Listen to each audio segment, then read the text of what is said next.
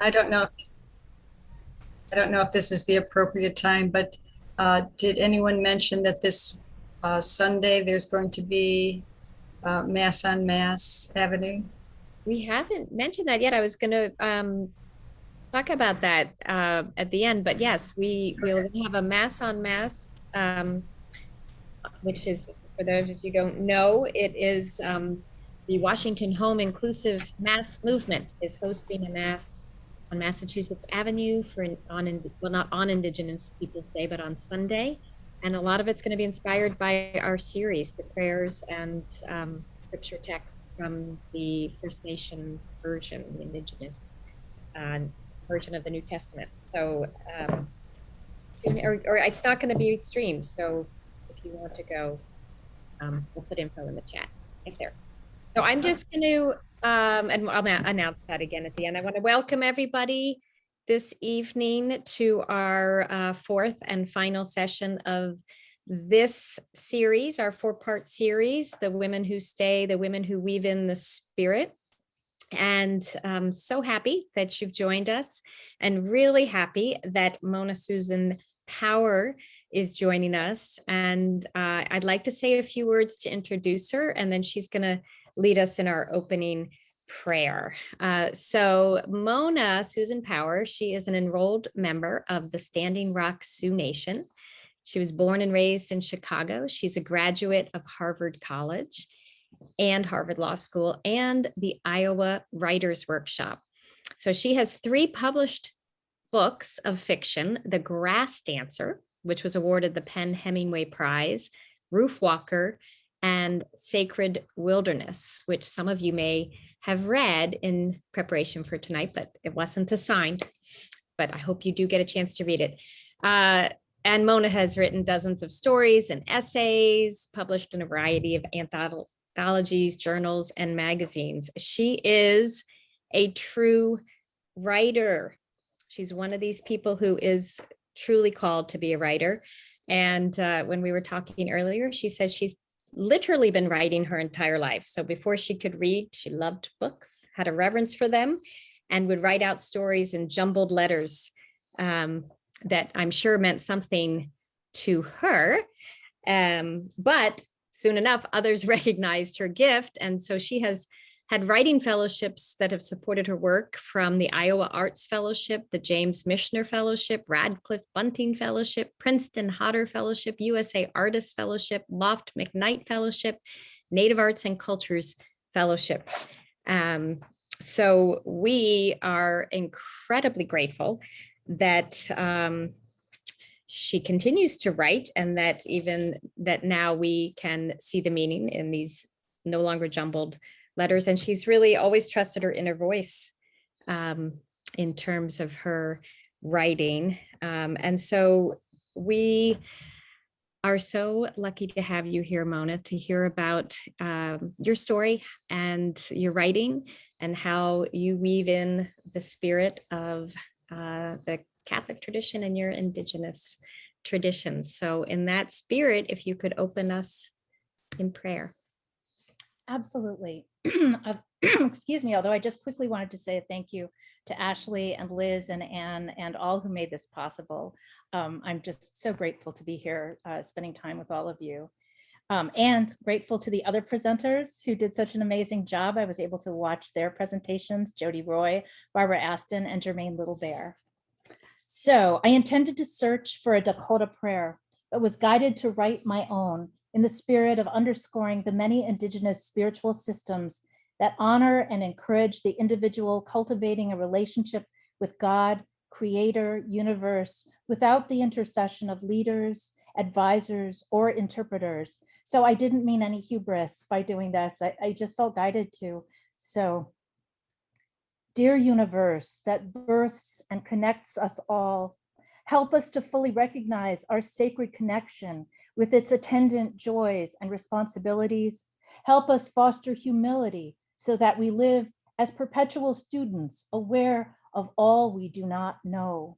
Help us honor the spirit and intelligence within all beings, our fellow humans and creatures of the earth, sky, and waters.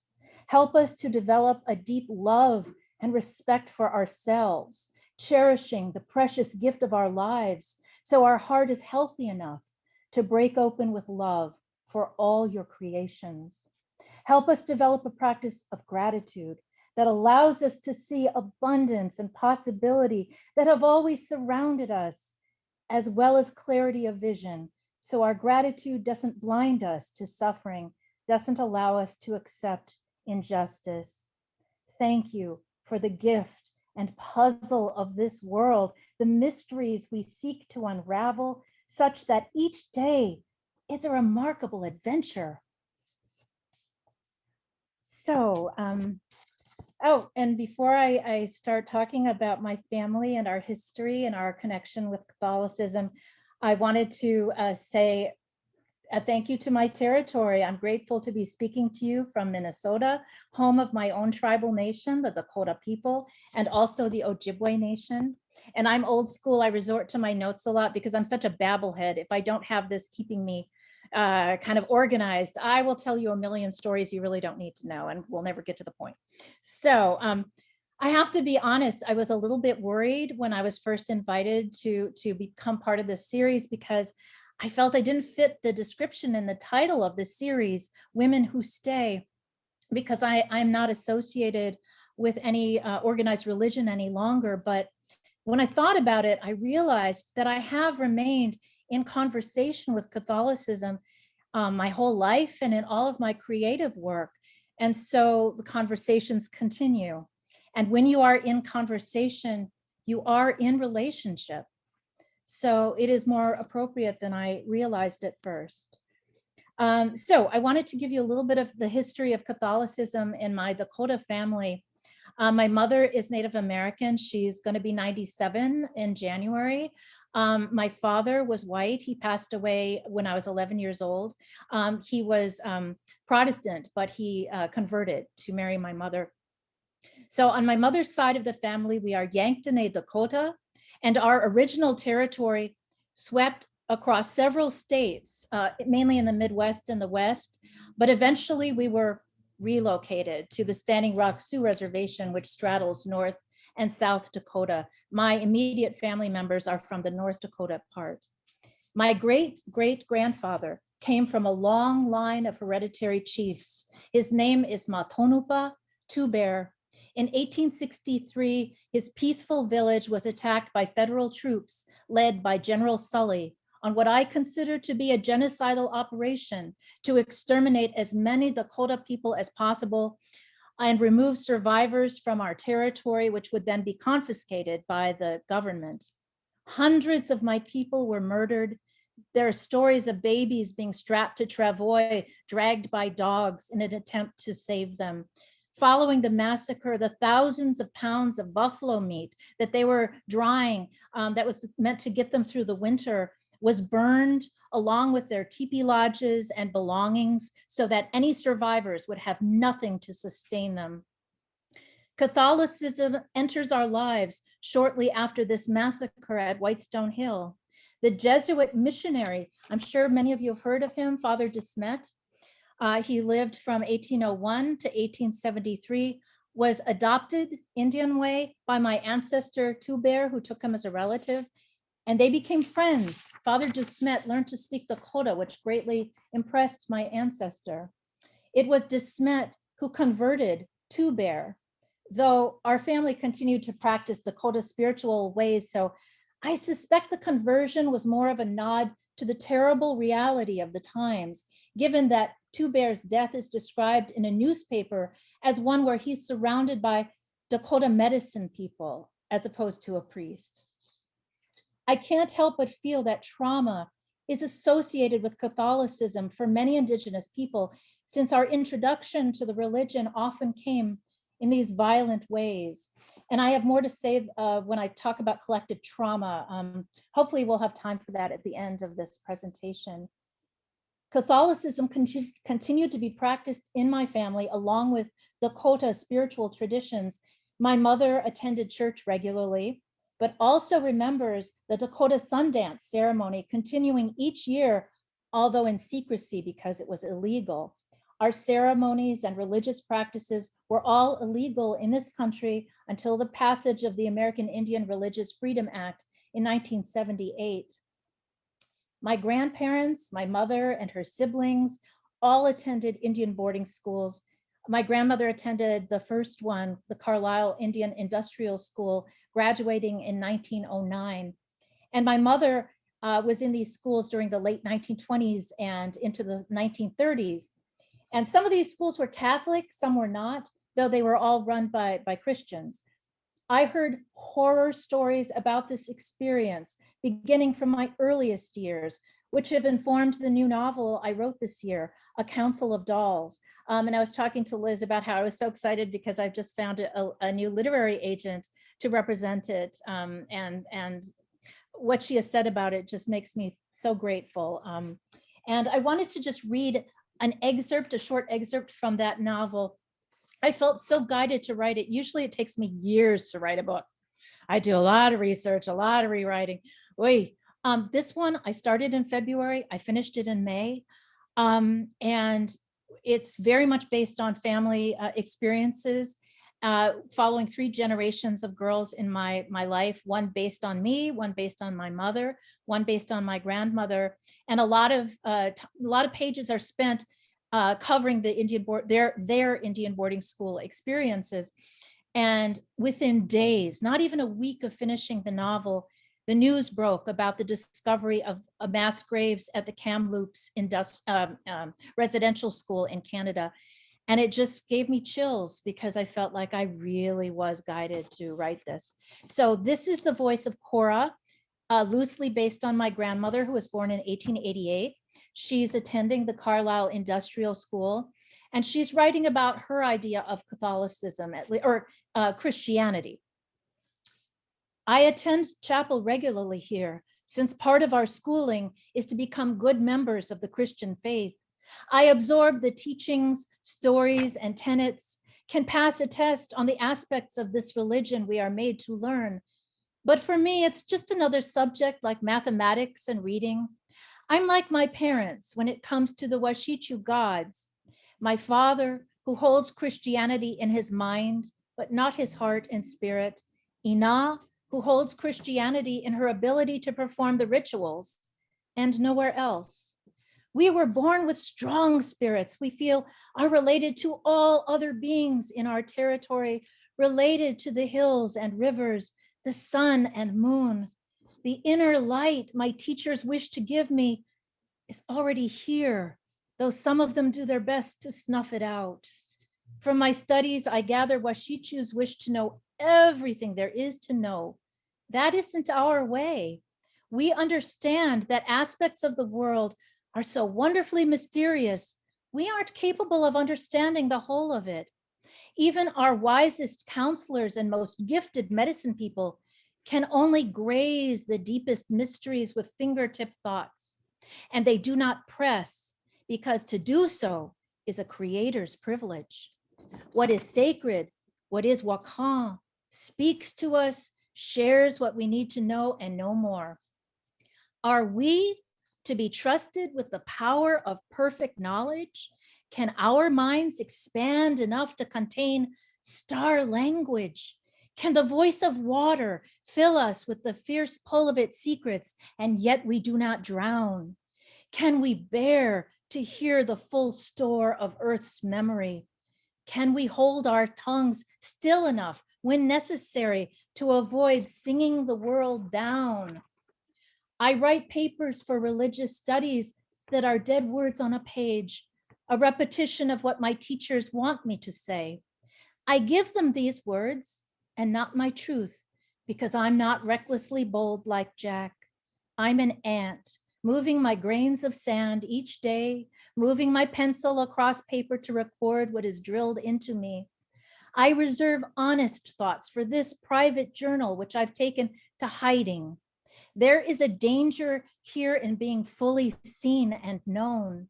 The captain thinks that to save Indian people, he must run a factory that produces shades, children who no longer recognize themselves or believe in their existence. So moving on with the family history, I mentioned that my family's from the Dakotas, but my mother eventually came to Chicago. She grew up in Fort Yates, North Dakota, and how she made that move was that a Dakota woman who had married a wealthy businessman, they were so wealthy they had a private plane. And when people on the reservation heard about it, they were astonished. They're like, "Oh, one of us has a plane." It kind of blew everybody's mind. And so she was living in Chicago with her husband, but she was increasingly really lonesome for Native people. So she reached out to my grandmother, Josephine Gates Kelly, who was a tribal leader. And grandma offered to send my mother to Chicago to be a live-in companion and housekeeper. So mom moved there in 1942 before she'd been able to graduate from high school. And she was devastated. She really was so afraid. She didn't want to go. She'd never been on a train or spoken on a phone, or, I mean, it was just actually pretty traumatic for her, the change. And she always meant to move back home. She still calls North Dakota home. But Chicago just, I don't know, it kind of was in her blood and just kind of took her over. So she stayed. So I was raised Catholic. My father was Protestant, as I mentioned, but he converted in order to marry my mother. And I attended Catholic school from kindergarten to fifth grade. And I left halfway through the school year. I was beginning to question some of the things I was being taught there, feeling an increased sense of repression. This was the late 60s, early 70s. At Thanksgiving, they trotted out the usual story of how the pilgrims came here for religious freedom. And I was, really well behaved, timid, shy kid. I was the one to always get the gold star on my forehead. I didn't even mean to. It's just I was shy, so I didn't act up. I didn't even know they were still paddling kids at our school back then because it never happened to me. I didn't find out till Facebook, where I reconnected with all these former classmates who were like, "Oh, they paddled us." Yeah, I was like, "Wow, I didn't even know." So I never challenged the teachers in any kind of rude way. But when they would trot that out, I just felt like I had to ask the question, why, if the pilgrims came here for religious freedom, did they immediately begin trying to convert Native people? And I was given no answer. It was the teacher would just kind of move along, move along. And then when we were taught about Indians, there's always this sort of, in the social studies, we'd have sort of the Indian unit. It was a hot mess with really ignorant and offensive material. And again, I was very shy and not confrontational, but I felt compelled to raise my hand, especially when they talk about how, oh, the women were so mistreated, Indian women, they had no power. And I was like, wow, that's certainly not the experience that we had historically in our family. And I knew the history of a lot of tribal nations where we had some powerful women leaders. So I would timidly try to put forward some of my experience, and no polite contradictions were tolerated. So yeah, it was getting to be a little hard being there. I also began to see the hypocrisy of those who were preaching to me about the proper way to live in this world, which is something, not to pick on the Catholics. That's something that can happen in any group of human beings, of course. Um, yet these same people were often behaving really cruelly. We had this one teacher who was a nun who just tormented one of my classmates because he had a stutter. So she acted as if it was a sort of moral failing on his part, where he would actually get in trouble and be punished. Or our religion teacher, whose boys went after the neighborhood dogs, throwing rocks at them to make them bleed. I began to mistrust these people. And this was a really big change for me, because I remember I was such an earnest, weird little kid. At age 6, sitting in the pews during Mass, and I was wrangling with my soul. The priest would ask us, "Could you be true to our Lord?" And I'd be there thinking, okay, I don't know if I could handle torture or the threat of death. Like, could I really handle that? If they're threatening me with all that, would I really be able to stay true?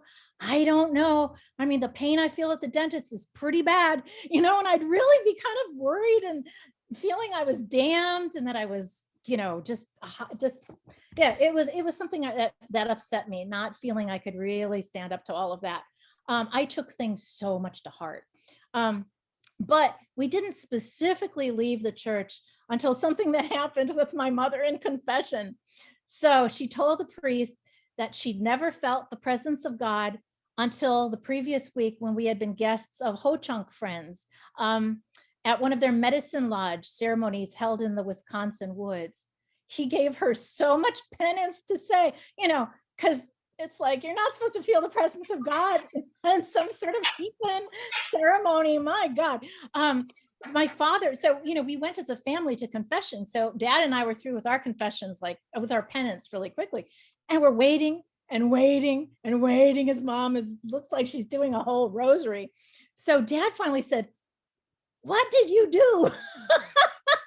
And when she told him, he was so angry. He said, "We're leaving." And we really left. So we didn't return to the church. I never returned to the church or Catholicism or Christianity. I mean, I will sometimes attend services with family members or loved ones, but I didn't return as a practitioner. My mother did, though, in her elder years. And I think in some ways, though, it was more of a move toward community. And because the rituals were warmly familiar to her, and it really was a great blessing. And so I was happy to go to mass with her when I would visit her on holidays. But I wasn't raised only knowing about Catholic traditions, also Dakota beliefs and those of other tribal nations. I'd gotten to know many other tribal people from other tribal nations in the Indian community of Chicago. My mother was one of the founders of the American Indian Center there. So much of our life revolved around that center. I began at an early age because I was always so earnest about things and curious about things. I was comparing what I understood of Catholic and Christian ways to what I saw as I learned Indigenous ways. And there were three major differences that struck me in childhood that still remain somewhat true today. First, I noticed one was a proselytizing tradition. I didn't have that word, but that's what I meant. And one was not. When our Indigenous prophets had dreams or visions, they felt compelled to share with others, sometimes even traveling with these stories, visiting other territories and other tribal nations. They shared these visions to inform an existing spiritual system, not to replace it. I don't know any stories of native prophets, unless they were Christian ones, telling their people, "You have it all wrong. There's only one way to honor our Creator." Second, in Indigenous spiritual traditions, there isn't a hierarchical ordering of God's creations where man has dominion over others. Rather, we are all relatives with a contractual obligations that help us share the resources of Earth. And so I was raised to really honor all beings. It wasn't just just something that was just words. I was told stories about how my grandmother, this is when people are literally starving during the Depression. And she'd send the kids out to scavenge for whatever they could find by way of plants. And they were all excited one time because they'd found a catch of beans that were buried. It was, I don't know how they found them, but anyway, they found this little catch of beans that had been buried. And they brought them back home. They threw them in the soup pot, and grandma said, "Where did you get those?" And when she realized it was from a field mouse, a little field mouse's little catch, she was so upset. She said, "Now their family's going to go hungry." So it was too late. The beans were in the soup, but she gave them some parched corn to take back to put where they had found the beans. And when I was like a toddler sitting on the grass one time, yanking up the grass, as kids, they pluck at things, right? They'll pluck at flowers and plants and branches of trees and yank and break. I got such a scolding. Mom was saying to me, "How would you like it if somebody started plucking out all your hair or trying to yank off your arm? You don't do that. You don't do that. And you don't randomly kill insects." So, that was a real difference that I perceived. And then finally, I noticed that there's a sense of agency in the Indigenous traditions, at least the ones I'm familiar with, such that we do have spiritual advisors who are available to us, but we are encouraged to develop our own relationship with what is sacred. We're taught ways of seeking our own visions and knowledge. So each of us is potentially a valuable mystic as opposed to an outcast heretic. After leaving organized religion, I continued to believe in something more, a God of some kind, until all those years spent in the academy, which influenced me so much more than I'd ever intended, not wanting anyone to colonize my mind. I was a psychology major, and I had to take a statistics course and learn to devise studies of human behavior where nothing was true in the world unless it was statistically significant. And so slowly but gradually, my attitude became, prove it to me. You gotta prove it to me. And now, okay, so I became a full-blown atheist. And I have many dear friends who are atheists, but they're very chill about it. They don't try to convince anyone they're right. They're not even sure they are. Some of them wish they had the faith that others do. But during my 20s, I was such an angry atheist. But internally, I wasn't rude to others regarding their beliefs. I mean, I'm a Libra. I should have known I was protesting too much. I was resisting the spiritual path I was called to. And what broke me open again to have the deep faith in something more was my devotion to the craft of writing fiction. I couldn't produce art that meant anything to me if I was all shut down and angry. My heart had to break open. So the act of writing from the imagination brought me right back to spirit. Many of my projects began via a waking vision. And I sort of resisted using that term for a long time because it sounds so presumptuous and pompous, but I just don't have another good term for it. It's as if the universe or ancestors send me these puzzles that I become curious to solve. So for example, my first novel, The Grass Dancer, was launched by this, okay, well, this vision is more understandable because I was on morphine. I was in the hospital. I had to have emergency surgery. And I'm somebody who I was born in 1961. And I think I might be one of the few people my age who never smoked pot, who never experimented with any recreational drug. And thankfully, I've been healthy enough to not have to take medication. So this morphine hit me because I was so not used to anything like that. And I had this vision in the middle of the night. I was awake, but I saw this woman, and she was dressed in a traditional, beautiful buckskin Dakota dress, all beaded across the yoke. And she was bobbing up and down the way women do when they're dancing in place. And she was at the foot of my hospital bed, but then she started dancing slowly closer to me, coming closer. And something told me to look down at her feet. And I saw her moccasins, but there was like a little puff of some kind of dust coming up around her feet with each step. And so in my morphine haze, I spoke aloud saying, "It's dust, it's moon dust. She's dancing on the moon." So when I got out of the hospital and off the morphine, I wrote a story called Moonwalk to tell a story of what a Dakota woman was doing dancing on the moon. And when I finished writing that story, I realized, oh, this is a novel.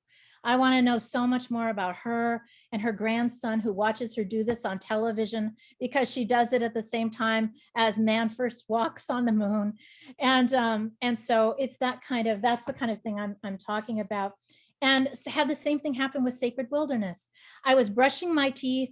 It was going to be the morning of the last day of class teaching American Indian literature. And all of a sudden, it's like a film was being unscrolling in my mind, and I had to sit down and start taking notes on what I saw and all the information that was coming forward. And I was shown this woman sitting in a park near where I really live. And I knew she was very wealthy, and I knew she was Mohawk. She looked like she was white, but I knew she was part Mohawk. And I wrote down a question: what's this Mohawk woman doing in St. Paul, Minnesota, off territory? Not that she's not welcome, but that's strange. And then I saw her look up into the sky, looking at what looked like a little speck far, far in the distance. And the speck was approaching her, got larger and larger until I saw it was this beautiful woman. And when she landed, I gasped and I said, "It's the Virgin Mary, but she looks like one of us," which of course she would have, being from that area in the Middle East. And she approaches this modern day woman sitting on the bench, and she has this wampum belt over her shoulder. She takes it and hands it to this Mohawk, this woman.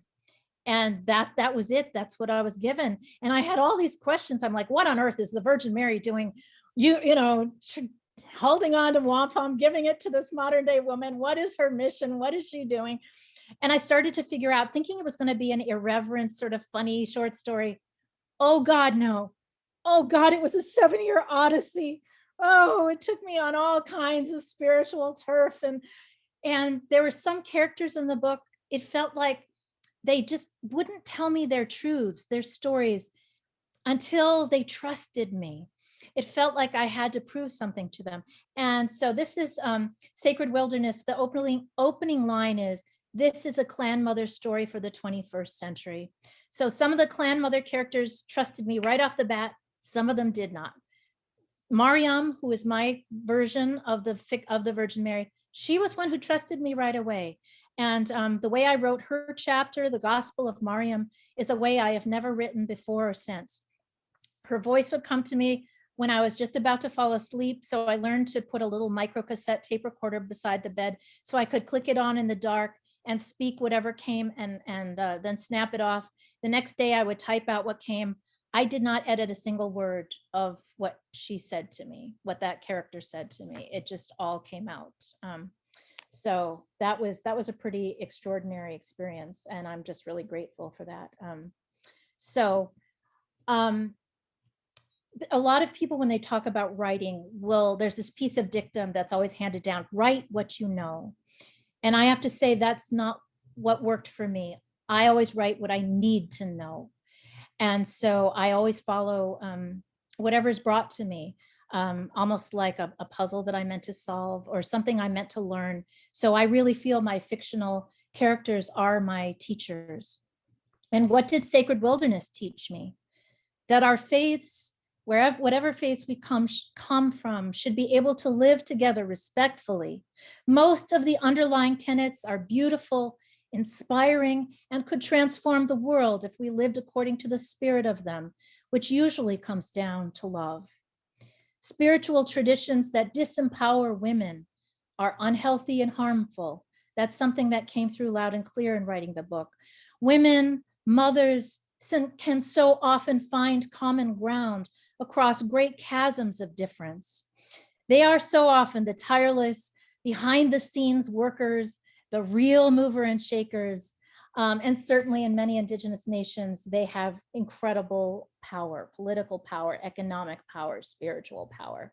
So I wanted to read just a few very short excerpts from Sacred Wilderness to sort of illustrate where I learned these things. There was a section I was so afraid of writing. I just felt like, oh my goodness, I didn't want to do it poorly. I didn't want to be offensive. I asked for so much. I prayed so hard on this and asked for so much help from good spirits and ancestors.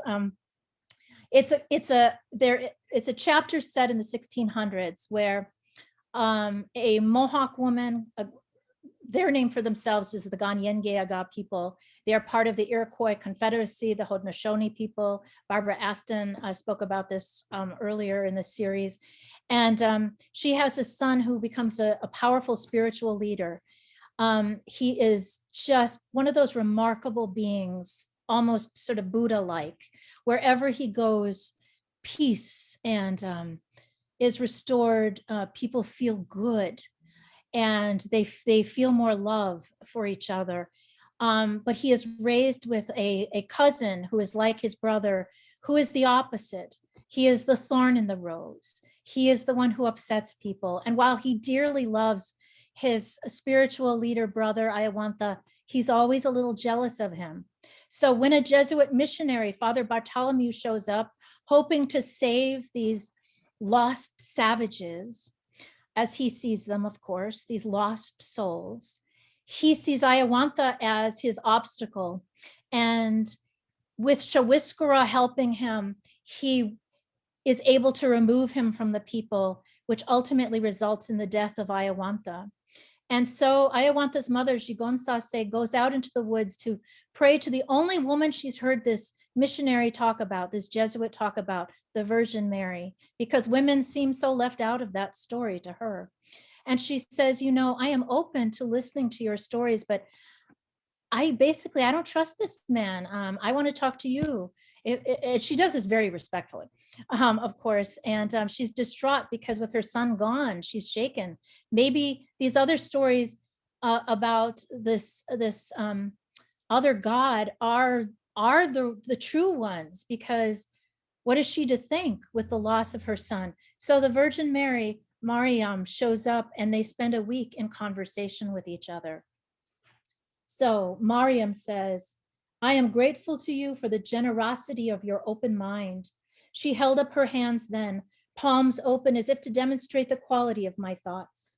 She showed courage and honesty with this gesture, for when a person shows you her hands, you can see they are empty of weapons. You can see they're not hiding anything. She watched me with eyes that were golden brown like dark melted honey. They became bright with tears that never fell when she spoke with feeling. Who are these men so sure they speak for heaven? What have they done to my boy, my black lion? The words from his mouth become twisted, salted with judgment, and what was meant to express love becomes a snare. I have a test that decides for me if my son's follower walks truly on his path. Does his interpretation of my boy's talk bring harm?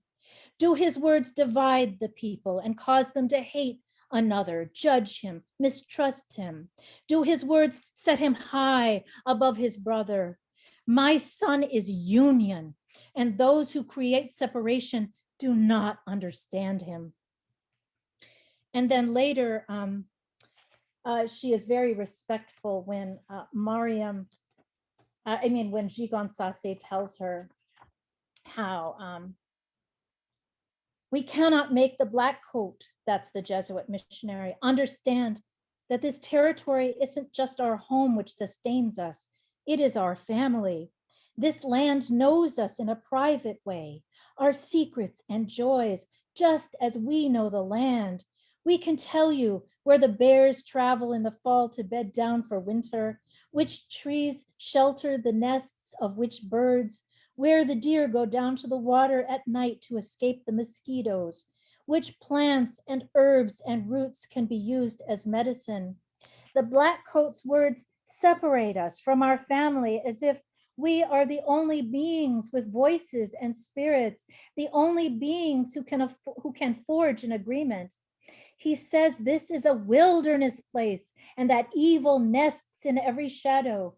Yet we say this is a sacred place, abundantly generous and good. Our stories cannot be reconciled, but when I speak with you, the stories twine together. They are different, but they don't quarrel. This adds to my peace. Now, as a personal confession, I have to say I went against something I teach my own students whenever I'm teaching creative writing. I tell them, don't ever judge your characters. Have them become so real to you that even if you disapprove of what they've done, and it is possibly something that shouldn't have been done, understand how they see the world, understand what brought them to that moment. I was judging this Jesuit character, Father Bartholomew, and I didn't like him. And so when he gets killed at the end by Shawiskara, the man he conspired with to get rid of Ayawantha, he gets this axe in the heart. I didn't really care. And I'm a very nonviolent person. But I couldn't sleep after writing that. It's like he was haunting me. He kept appearing in my head and he wasn't saying anything, possibly because I'd kind of muzzled him. He just kept looking at me with these sad brown French Jesuit eyes, just like you don't understand. There's more to the story. So finally, I gave up. I was like, oh, I can't sleep. So I get out of bed. I take up a notebook and a pen, and I let him speak. And he had something to say.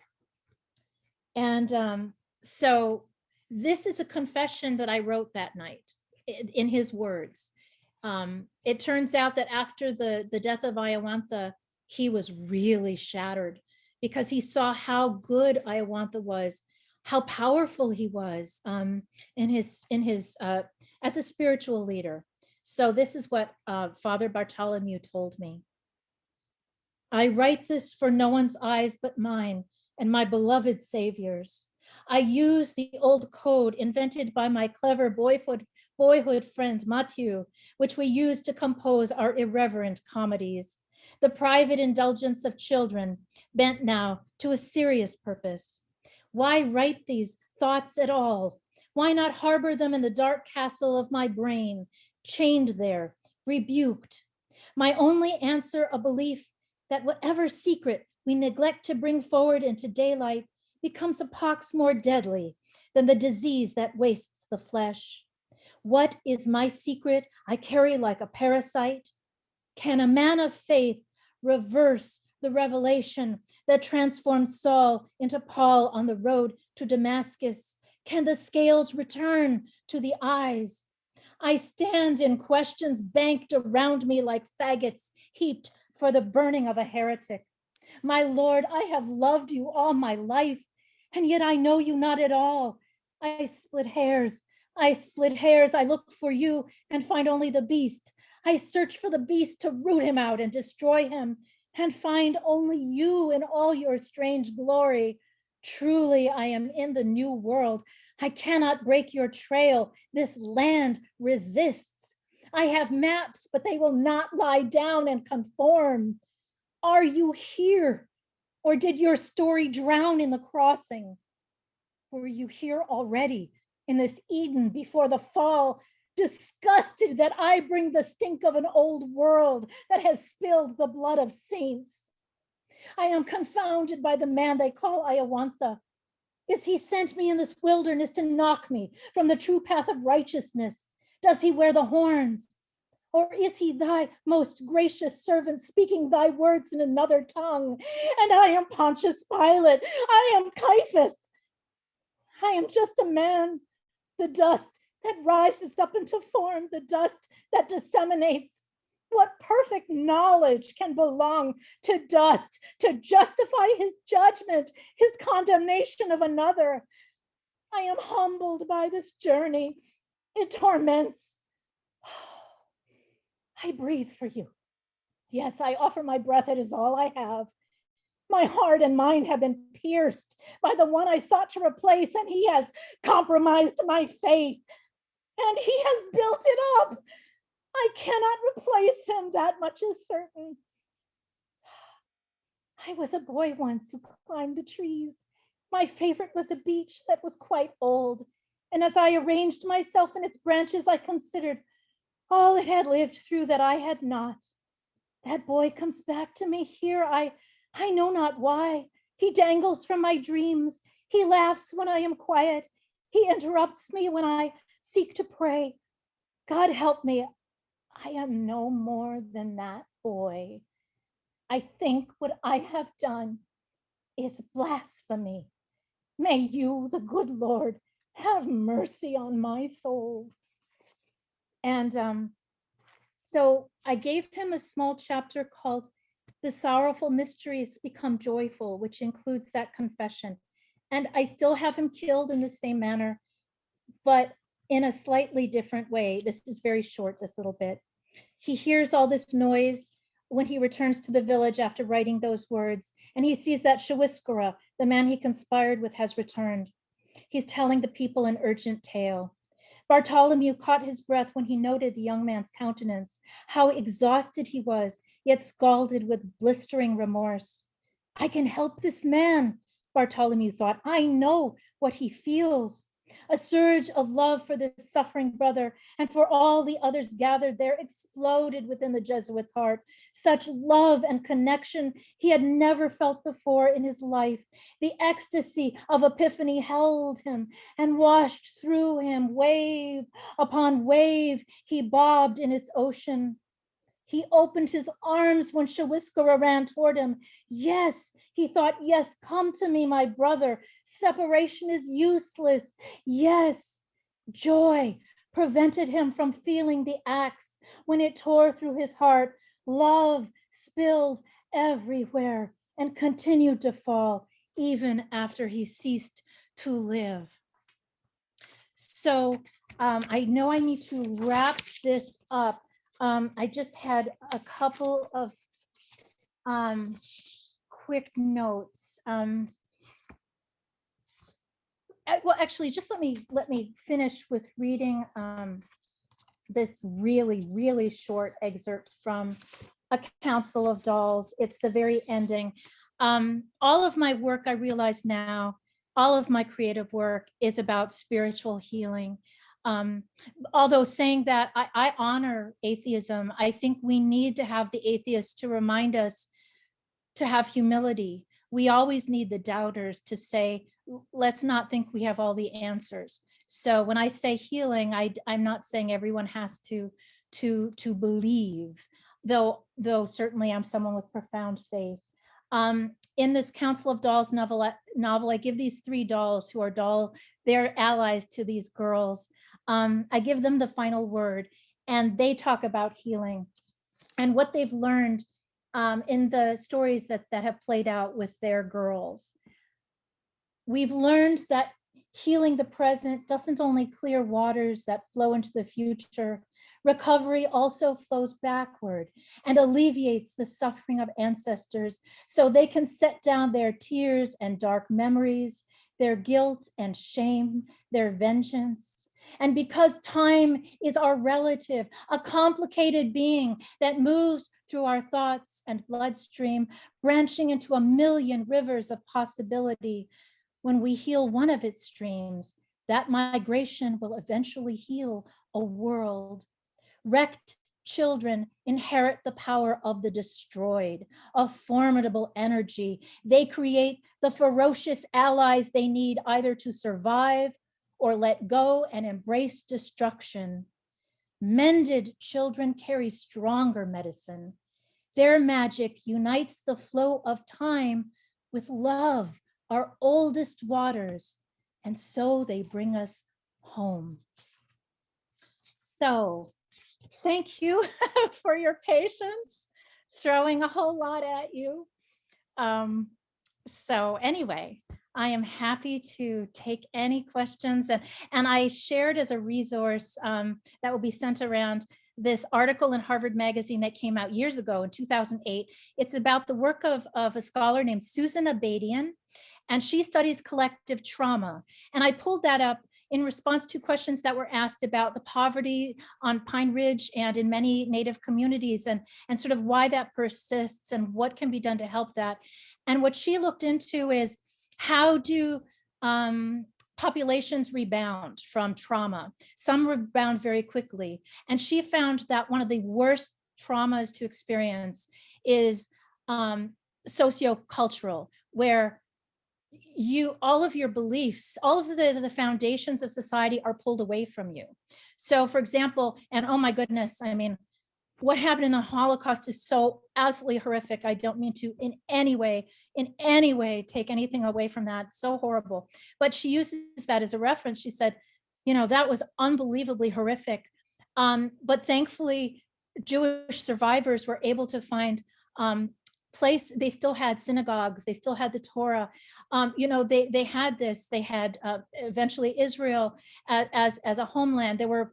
Whereas here in the United States and in other countries where indigenous peoples, this is our home where everything is removed from us, and yet we are still here.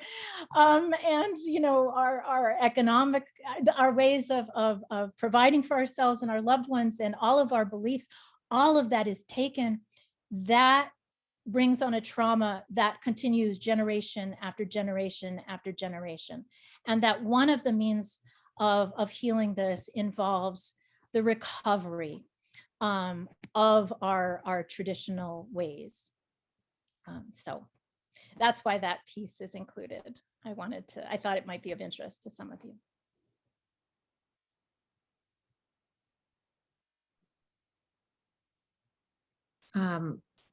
Wow, Mona, incredibly powerful presentation, and I really appreciate you reading from your books, because as you say, that sounds like and can be for us, your healing process is letting these voices speak through you.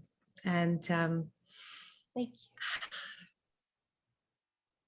you. It's very powerful. So we're going to let people ask some questions, and you can either put your hand up like Aaron, whose hand I see, or just if there's a pause, go ahead and unmute and ask your question. But Aaron, why don't you go ahead first? Hello, Mona. My name is Erin, and I'm at work. So I just want to tell you, were it not for your sense of humor, I genuinely believe that that is a spirit, a gift of the spirit. And were it not for your sense of humor, this would have been considerably less palpable. Listening to this whole series, it's a wonder where the hand and the grace of God has been in the church and outside of it to draw people to him. And basically, what and who you are is a modern day mystic. Because when people study church history, there are the desert mothers and fathers. There are the mystics of the church. And when you were talking about you're becoming an atheist, and then Mary showing herself to you, I on one hand thought that was hilarious, because basically it was her saying, you're mine, and that she was definitely still going to be with you regardless of where you are. And I think that's I know that's one thing that the church writ large loses. Throughout this series, listening to all of you, one thing I don't know if people understand is even the Celtic side of the faith, how they look to nature is very similar to what Native Americans do. And just listening to all of this, you're referencing Buddha, and it just makes me think of the Tower of Babel, where in a sense we all started off speaking one language, and now with all of us speaking different languages and worshiping different ways, in a sense we're still worshiping the same way. And I just want to say thank you for your sense of humor, but at the same time for your honesty. And I'm looking definitely forward to reading your books soon, but definitely thank you. Thank you. Thank you very much for your really generous words. And I do agree that Mariam, who is my fictional version of the Virgin Mary, and I did so much research. Oh my goodness. Trying to do justice to her and her experience, what it would have been like in those times. And I do feel that she is one of my mothers. She is one of my ancestors spiritually, even though I'm not someone who's practicing any religion. I really feel guided to go my own way, but my own way honors all of these other belief systems. It doesn't seek to tear them down. So yeah, I liked what you said, and that made sense to me. And I think that's the beauty of it. That's the honor of it, is basically, a woman told me a long time ago, a priest, that's what the table of the Eucharist is for. That's where Christ is in the grace. And it's not for us to do anything with it. If somebody wants to come to the table, then it's up to us to let them and let the grace of God work. And I just think with everything that you've mentioned, with all the trauma, as you mentioned, that the church and the world, the country has inflicted on different races, where the Blessed Mother Mary still shows up, literally. And that speaks large to her basically saying, it doesn't matter. She likes, loves, and adores you. So she's going to be with you on this journey, which means her son is also with you. So I just think that's just beautiful. So thank you again. Thank you. Barbara, it's really good to see you here. Hi, Mona, I just want to say thank you for your beautiful presentation and your spirit. I am just really touched. I have a question about your book and whether it's council or which council is it? Oh, for And the dolls, has it been published? the Council of Dolls novel, that's Council.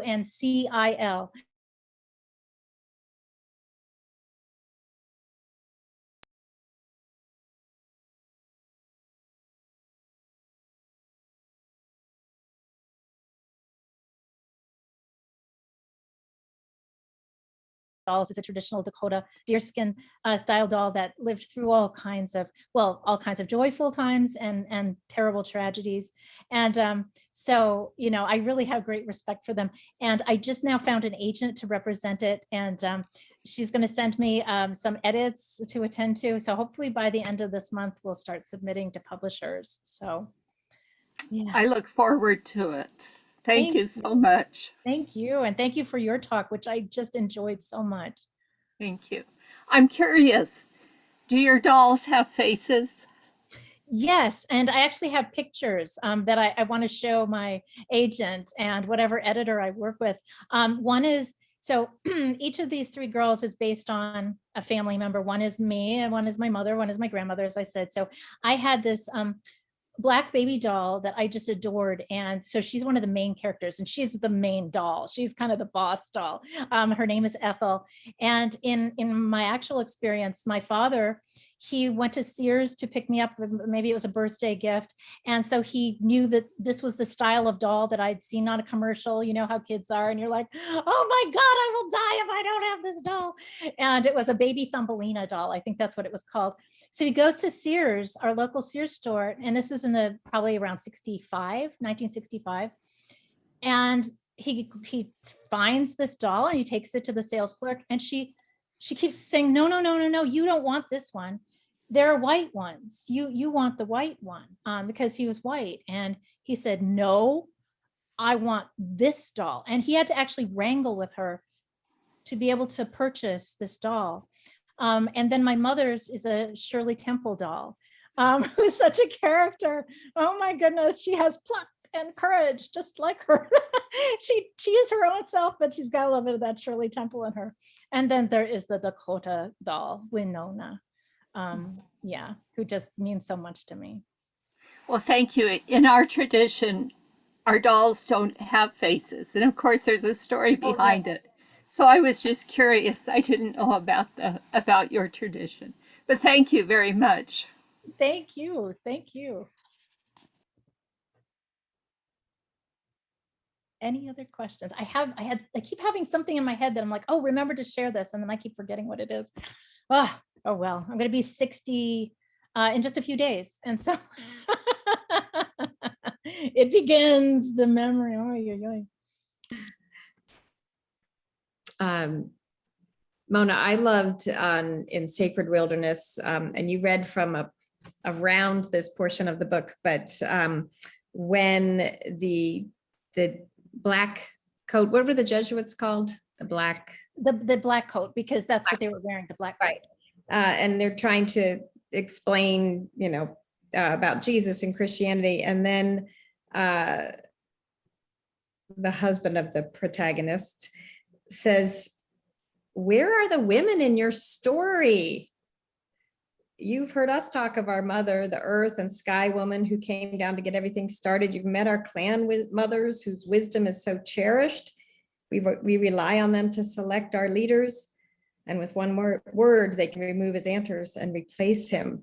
And then he goes on to talk about his wife, the clan mother of the turtles. And that phrase, where are the women in your story, just really struck me. And what I love about your stories that I've read so far, and the one that's coming, is that the women are in your story, and they're such, their voices are such important parts of the story, and their agency. And I really appreciate that. I don't have a question there, but I do wonder if, and this is not your job to figure out, but is there a role for women in the Catholic Church to,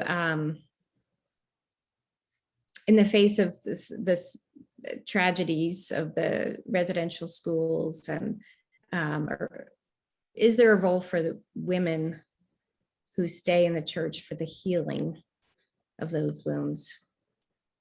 I don't know. I mean, I don't know that this should be limited to the women. I think one of the things that continues to be so painful is to not have a full accounting, a real apology. It's like we're always having to drag the Catholic leaders to say, yes, we've done some terrible things and this shouldn't have happened. And we are so sorry. What can we do to dry your tears?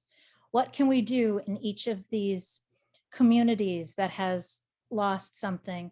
I mean, there are records that are being withheld. People say, please, we're trying to find out about missing relatives who never came back. Can't you help us?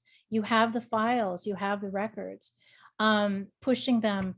And then there are times where the Catholic Church will say, we're going to donate millions of dollars because of this to this community or that community. And then so often it never happens. So there's this real mistrust. It's sort of, they get a lot of publicity and then wah, wah, there's no follow through.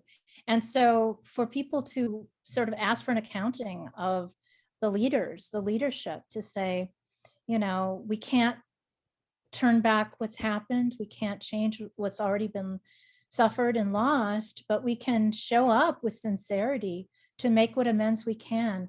I mean, that's actually one of the most powerful lessons I learned personally in my life. Once I grew up, and again, this can happen with many traditions. I'm not trying to pick on Catholics. It's just Catholicism was the Christianity that I was raised in. And I saw my older relatives, they had so much self-loathing. Their self-talk was all about shame, shame, shame, shame, shame, which came from the priests, which came from the nuns who were their teachers, which came doubting yourself, and no self-love. And one of in my healing journey, I finally, just 2 years ago, broke through and was able to kick out that inner script that I inherited. And when I did that, ego was just reasonable. Ego was a reasonable, healthy little being that did not run the show. And when that happened, I could take full responsibility for mistakes. I could show up when I made a mistake and really, really apologize and say, I will do everything in my power not to do that again. And I am so sorry.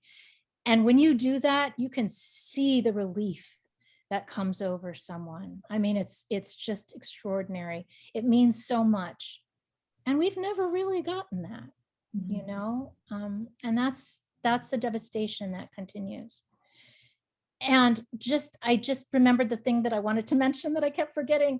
And some of the biggest fans of my Sacred Wilderness novel are Jesuits. And back when I was able to give in-person presentations, they would show up to my readings and I'd see that there are all kinds of little post-it notes sticking out of the pages. And I was like, oh, I bet this is going to be fun.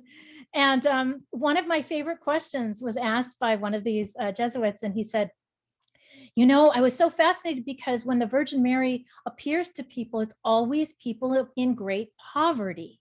But here she's appearing in front of a very wealthy woman to help rescue this very wealthy woman. And he wasn't challenging me. He was merely curious. And I hadn't even thought about it, but immediately the answer was there. I said, that's because the way some of the native characters look upon this very wealthy woman is, oh my, she is so pitiful. She's been so disconnected from her family, from her people, from her traditions, she's this lost being who's, her whole life is about materialism, which is very thin, which is very paltry. It's led to a meager life. It's led to a life of great poverty, spiritual poverty. And he just lit up. He was like, that makes sense. And I said, yeah, I watched, even though I'm a lapsed Catholic, I watch the Song of Bernadette almost every year and I cry. So yeah, I'm all into the appearances of Mary. And another thing I wanted to say is it was very frightening to be writing a book where the characters were off turf. They were not my tribal nation. I kept asking and pleading for Dakota people to show up, and they just didn't. But as I said, I was raised in a very intertribal community. And when I was a little kid, one of my early crushes was on a Mohawk, a Ganyenge man named Tommy Porter. And we stayed in touch with him for many years when he moved back to New York State. And I was at his traditional longhouse wedding. And he's become a spiritual leader within his tribal nation. And as I was working on this book, thinking, oi, is this okay for me to do? I mean, I did have my readers of that nation, but it still felt very presumptuous. His book came out that was all about his spiritual ways as he knew them, that he felt comfortable sharing. And I was like, it just felt like such a blessing and like a nod of, no, you're okay. You're doing okay. And the Ojibwe character, Gladys, I begged her to be Dakota. I said, please make my life so much easier. And she just wasn't. She was Ojibwe. Finally, she was like, well, we've probably intermarried a lot. We would fight each other, the Ojibwe versus the Dakota. And then we would intermarry to keep our blood fresh. So probably I've got a little bit of Dakota blood in me, but I am Ojibwe, I'm a Anishinaabe, blah, blah, blah. And so what I did was the wonderful Ojibwe author, Louise Erdrich, lives in Minnesota, and she has a terrific bookstore, Birch Bark Books. And I was invited to read there for one Valentine's Day. And so I read Gladys's chapter, because she is one of the clan mothers in the book. I read her chapter that's very hot in a few places, because Gladys lived a full life. And it was a predominantly Ojibwe audience. Oh, because they were billing it as Ojibwe Erotica Night. And they loved it. And so I felt like I got the big thumbs up from the Ojibwe people, in this territory. And I was like, whew, okay. I didn't want them showing up and storming my apartment, so. She was great. I love Gladys. And I kind of wondered if her relationship with her granddaughter was anything like yours with your grandmother. It was really sweet. Oh yeah, my grandmother. So she was born in 1888. She was a head of the Standing Rock Sioux, which is really a large reservation, a large nation. Back in the late 40s, she became chairman of the tribe, and the men, men and women, prevailed upon her. People looked to her as a leader pretty much from the time she returned from Carlisle in 1909. She's a very young woman, and she passed away in 1976. But she lived with us for a time when I was really little, and she just had the softest hands, just those soft grandma hands, or we say cushy, she was my cushy. And she just would tell me stories about her memories of when Sitting Bull died, because she was almost 3 years old and she remembered it. Because where she grew up wasn't far from where Sitting Bull lived, along the Grand River. And that's something, the whole episode that I recount in A Council of Dolls is very much based on her memories of that day, that terrible day. And she would sing to me in Dakota and teach me words in Dakota. And I just wish we had had her for a longer time. She was someone who was a ferocious activist, fearless. She would hitchhike to Washington, D.C. She was trying to get to meet Roosevelt, but she only got as far as Eleanor Roosevelt. But she never, ever treated people as an enemy. Even if they were, opposing everything she stood for. She really just was just a very special person. I haven't met many people with her equanimity and kindness and compassion. Which reminds me, years ago, when I was just starting to cross over to having faith again, I wrote this poem where I talk about how I spent a week in bed with God's flu, wrestling with God's flu, where I wasn't really physically sick, but I just couldn't function. I had a fever, and then I'd be chilled, and then I was thrashing around, and it was about faith. Did I believe or didn't I believe? Was it real or wasn't it real to me? And so then I crossed over, and suddenly it was so clear to me that I did have this profound faith, though always knowing I could be wrong. And shortly after that, I had this experience that I call another one of these waking visions that you would think would have made me happy, but it freaked me out. And it was very simple. I was dusting, and all of a sudden I had this picture in my head of this elder, and something said, sit down, pay attention. And so I sat down, and I was just shown her face, and she just had this peace about her. I knew that she was filled with loving compassion for herself and for everyone else, and that she was at home in her skin. She didn't have anything to prove to anyone, and she was happy. And this voice said to me, this is who you're going to be when you leave this life. And it freaked me out, and I cried and I sobbed and I shook, because I didn't know how the heck I was going to get from where I was on that day to where she was. And I'm still a far away from her, but now I can see the path. I can see I'm at least crawling on the path. And years later, I read Vine Deloria, who is a cousin, as Mom says, a shirt tail relative of ours. He's a cousin of ours, the terrific Dakota writer, Vine Deloria. He wrote this book called, I forget that it has a long title, What the Ancestors. Oh, anyway, it's about the power of the medicine men, what the ancestors knew, the power of the medicine men, something like that. And in there, he says that our people, when they were going to be called to a spiritual path, when they were still young, they would be given a vision of their longevity, that they were going to have the time to learn a lot in this life, and to be promised that longevity, because it was going to be a long and hard journey. And when I read that, I started crying again. It was like, that's what that was. So I'm working every day. Universe, I try. I am trying. Well, thank you so much, Mona. I can't wait to meet you and your mom and grandmother in the Council of Dolls. This has just been wonderful to have you with us, and quite a privilege to have this award-winning author join us here at Holy Trinity.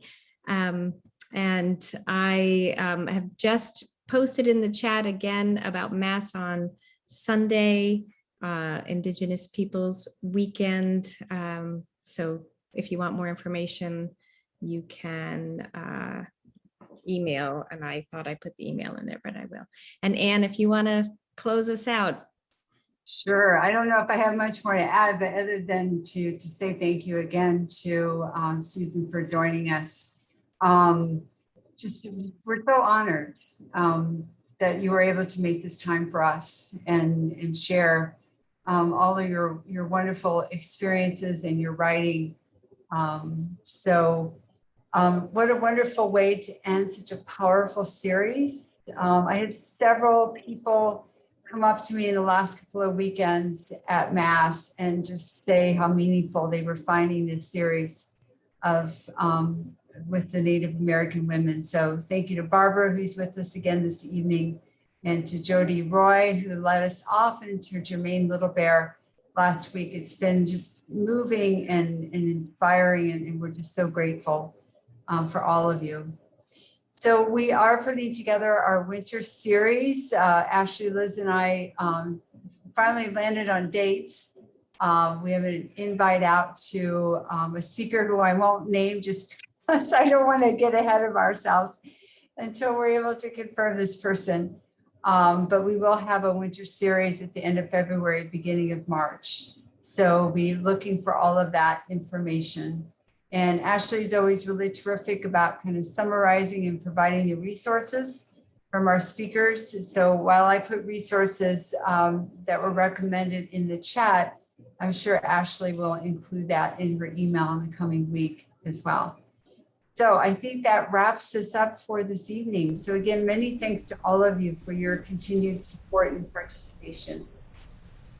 Thank you, Mona Susan Power. It was so great. I can't wait to finish the book now that I know that, Miriam, you didn't change a word. It's going to totally impact. I might have to send you some questions we didn't have a chance to get to. But happy early birthday, too. Yeah, Thank you. birthday. All right. From a fellow Libra. So that's why we get along so well. All right. Great. Thanks, everybody. So I'll send out the email and we'll talk soon and see you in February. Thank you. All right. Thanks. Bye.